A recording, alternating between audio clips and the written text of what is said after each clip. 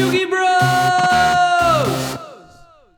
up, guys? Yugi Bros here with another duel video. We're going to do this a little bit differently than we have in the past. I'm going to put the deck lists first. I'm going to explain a little bit of what we're playing, card choices for both decks, and then get into the duel. So we're playing Rook's deck lists from Rook's table. I'll leave a link to his YouTube channel in the description below. He placed first in, I believe it was an online tournament with a deck very similar to this. The main deck is exactly the same. I think the only difference is that I'm playing Dust Tornadoes in the side deck, and he wasn't.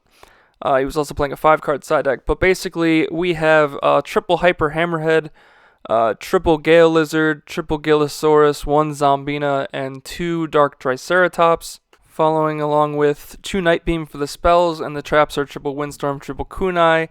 We sided 2 Blast Spheres as he did. We sided 2 Ready for Intercepting as he did as well. And we're siding 2 Dust Tornado. Our skill is Dinosaur Kingdom. This just simply says all dinosaur monsters on the field gain 300 attack and defense.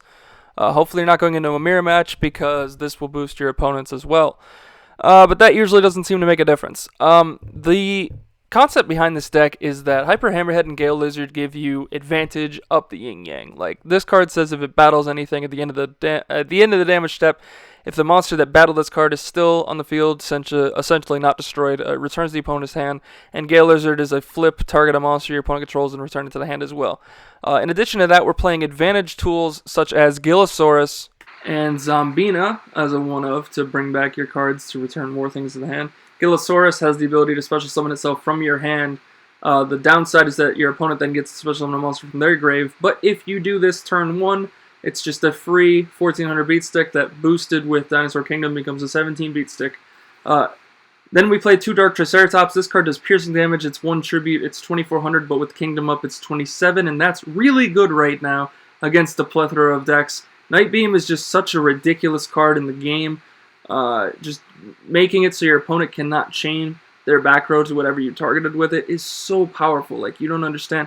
And most people, as Rook said similar to his video, won't really target your Dinosaur Kingdom all that much with like Dust Tornadoes and stuff. They try to tend to the other problems at hand, and they don't realize the gain that you get off the 300 attack and defense boost from this field spell.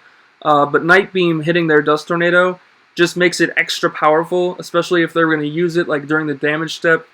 I'm sorry, before the damage step in the battle phase to like lower your monster's attack so that it would die. Night Beam's really good there to just get rid of it, and they can't flip it and chain it to this.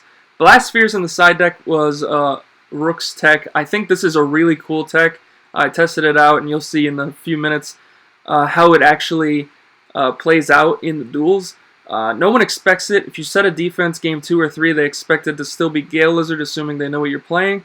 And when it's Blast Sphere, it just really throws them for a loop, and then becomes another card they have to target as well. Moving on to the opponent's deck, we're playing a specific similar warrior deck to what we were playing in previous videos with Hidden Parasite.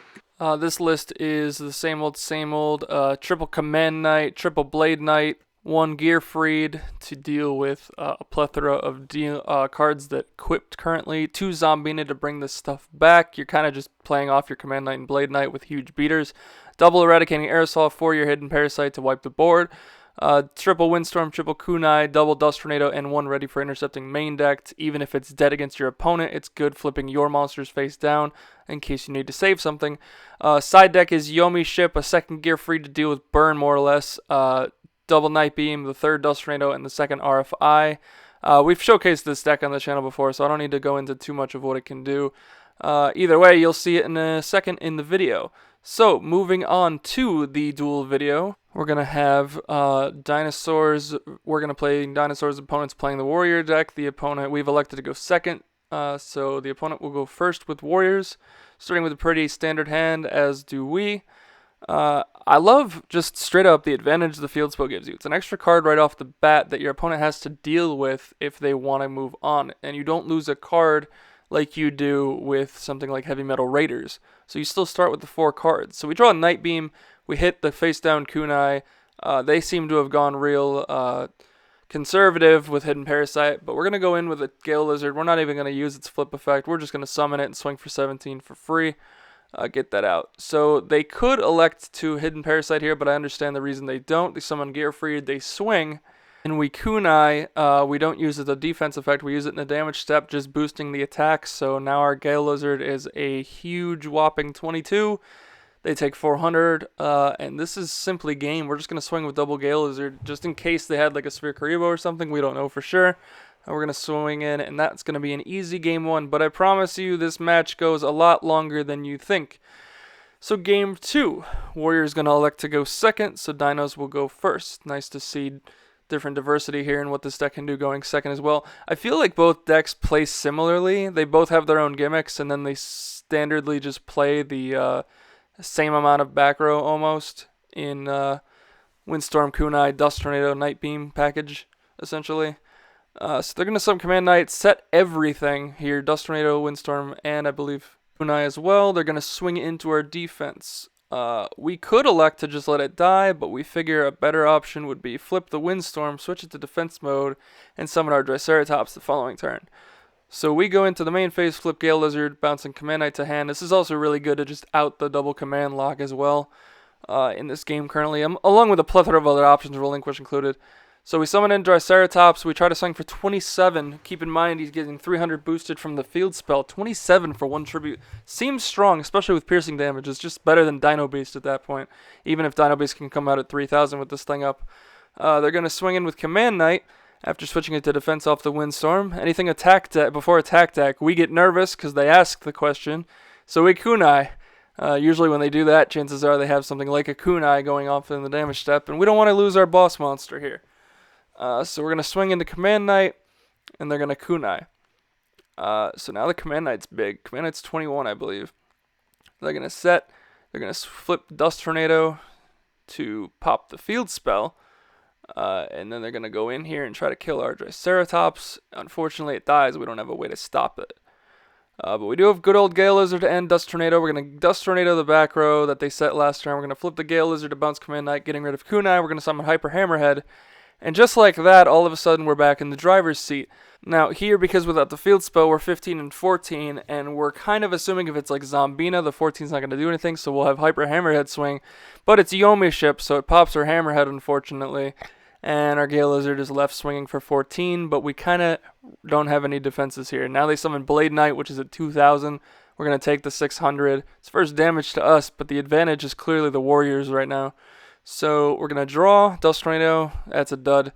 We're going to set it, hoping to bluff, but they draw Night Beam even if they did assume we had the bluff, so it doesn't matter. They're going to summon Command, and they're going to swing for game. So it's a quick game 1 and game 2, but this video is long for a reason, guys. Game 3. Let's go into this. So we're going to elect to go second again to kind of get the card advantage here. I really like the card advantage because we have already the advantage of with the field spell, and then we draw into a next card. It's like having 6 at the beginning of our turn, which is regular Yu-Gi-Oh! Right here. So I got Dust Tornado and Command Knight. They're going to play it safe even though they have Aerosol. We're going to obviously not hesitate with the Night Beam. We're going to pop that one back row right off the bat. We're going to set Gale Lizard, and set 2 back row and pass. They're going to flip Command Knight here and summon the other Command Knight. So all of a sudden they have the Command Lock on tap. Look at this. This is really strong, but we're going to Windstorm. So we're going to prevent that from going off. We have Gale Lizard, so we don't care. We can play through this. So we're going to flip main phase 1, Gale Lizard bouncing 1 Command Knight. We're going to tribute the Command Knight for Dark Triceratops, who's at 27, and swing and destroy and punch over that Command Knight and do some damage as well. The extra 300 there. Forgot about it for a second. So we got it there. They're going to, unfortunately though, they have Hidden Parasite. That is the gimmick of the deck, so they're going to pop Triceratops, and we're going to swing for what would be 2,000 normally, but 1,000 because of Parasite's effect. And all of a sudden, Warriors are back in the driver's seat. It's a back and forth. Both these decks are really big advantage gainers. But we have Windstorm and Kunai, so we're not screwed. We're going to summon Hammerhead and pass. Let them make the mistake if they feel like making the mistake. So Blade's at 24, Command Knight's at 16. They're going to swing with Blade. We're going to Windstorm both to defense mode. We could have kunai'd. I just don't see a real point to kunaiing, especially because I like using it as an extra boost in case they also have a kunai. We're going to summon Gale Lizard because we don't really see the point of setting it. I'm going to swing over the Blade Knight, and we do kill it, so that's nice. We're going to have Hyper Hammerhead swinging to Command Knight. We're going to take 100, and it's going to bounce, but it's going to bounce Command Knight to their hand. So they're kind of on a timer now where they keep having to summon the same monster every turn, we will gladly take the 100 to keep getting the advantage. But they keep Command Knight in attack mode, and while we could swing here, we're worried about kunais and stuff since we've seen it all game before. So we're going to pass. We feel like we're fine. We don't have to extend. Of course, they do the same thing. We go check out the graveyard. They don't have any windstorms, so they definitely probably could have one down. But the same goes for kunai as well. We're going to try our strat where we swing in once and they windstorm it. That's fine. We don't lose anything. We didn't set our kunai, but we still don't lose anything. They're going to set a card, switch Command Knight to attack mode, and swing over Gale Lizard.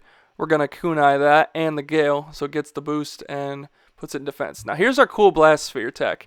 Thank you, Rook, for this idea. I love it, especially because they always think it's Gale Lizard. We're going to set that down and set the kunai. We're going to keep Blast Sphere set until we absolutely need it. It's just an extra nice defense, especially if they hit in Parasite again. We're gonna swing and they're gonna windstorm a second time. Again, we don't care. We're not losing advantage here. We're just making them waste their options. They draw Yomi Ship. Now this is really strategic because now we both have a defensive card in case Parasite goes off or anything. SHI blank hits the fan. We both have defenses that are relevant. They're going to swing into Gale Lizard to try to kill it. We're going to kunai it to defense and then pump up actually Hyper Hammerhead. So we draw Night Beam. We have a face down Dose Tornado. We feel now we just flip it. We'll just roll 2, 4, 6. All right, we hit the corner one there. It's kunai. It's really strong. Now we're going to roll and activate Night Beam and hit this one. And it's Dust Tornado. And that's really powerful. I feel that kind of swings. Night Beam swings the game for sure. Like, look how far ahead we are. It's a Yomi Ship. Our Gale Lizard dies. Whatever. We don't care. We want Hyper Hammerhead to stay. Alright, they kunai it. They got us. Cool. That's fine. We still got Blast Sphere and Hyper Hammerhead. Yeah, they're going to kill it, but whatever. They draw Night Beam. They're going to set it as a bluff, which makes sense. I mean, they're kind of desperate at this point, even though the life points don't say it. So they swing at a Hyper Hammerhead that bounces Command Knight back to the hand. Now we're on the offensive. We have Hyper Hammerhead. We don't switch Blast Sphere to attack mode here. I know we could have won, but on the offset chance they have the Parasite and then they go in and that back row is actually live. We don't know if it is or not. They could have just taken a full advantage of it. So we kept Sphere face down. So we go in, set our Dust Tornado, and we're just going to keep this strat going. We're going to swing in. They're at a low enough point in their game right now where if they swing into Blast Sphere, it's probably just game. So we have no reason to flip it. They Night Beam our Dust Tornado. That's pretty strong. And we draw into Windstorm. So now we kind of feel like we can go on the offensive. We're going to flip. We assume it's Command Knight at this point. They kunai it, but it doesn't equip because the Command Knight's face down. Now, here's where I'm always afraid of hitting Parasite. But they summon Command Knight. Now they got the Command Lock. So that's arguably just as good, if not better. At this point, we're going to deck out before them by 1 card. So if we can't kill the Command Lock, we lose. So they swing into Blast Sphere just to get the extra damage going. We definitely would win in life points if we were going into time, but that's not a factor right here. They draw Night Beam. God, this card is so good, guys. I don't know why this is $10. They hit the Windstorm. Oh my god, of all cards. They summon Blade Knight. Blade Knight's at 2,800. And all seems lost. I'm going to swing into Hyper Hammerhead. We're going to kunai it. And thanks to that, our Hammerhead's now stronger than Command Knight, so they can't kill it. But we draw Dark Triceratops, guys. Dark freaking Triceratops. We're going to Tribute Summon it. We can't attack the Command Knights, but they've left a Blade Knight on the field. And we're going to swing in for 1,700 damage. And that's the freaking game. It was so close. Command Knight, honestly, they could have had Command Knight attack our monster instead of Blade Knight.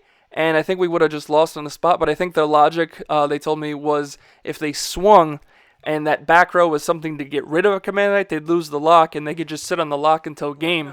But yeah, guys, that was our crazy Dino versus Warrior duel. I think going forward, both of these decks are really strong. Any decks that can utilize those traps really well, it's what Gravekeepers have been doing since the beginning. You just play the generic trap cards, and then you let your deck do its thing. And you sit behind a really good control deck that can kind of just take blow for blow and take shots in and out of every single situation and make the best of it. I think Gravekeepers is now being a little outclassed by the Warriors, extra little bonuses that they do, and now Dinosaurs that are doing it as well. But what do you guys think? Leave a comment down below. Let me know. Is there any other decks you want me to showcase? I know somebody's been wanting a Serpent Knight Dragon list, and let me tell you, like, Serpent Knight, they seem super interesting. I got a kid actually playing it at our locals right now. It's really fun. It'll be really interesting to see. I know we don't do a speed tournament this weekend, but maybe next weekend if he plays it, it'll be a force to be reckoned with. Those are really cool. So I'm gonna wait on that. Let him do his thing. See if he can top with it. But as always, guys, my name is Yugi Bros, and I'm signing out tonight, guys. Peace out.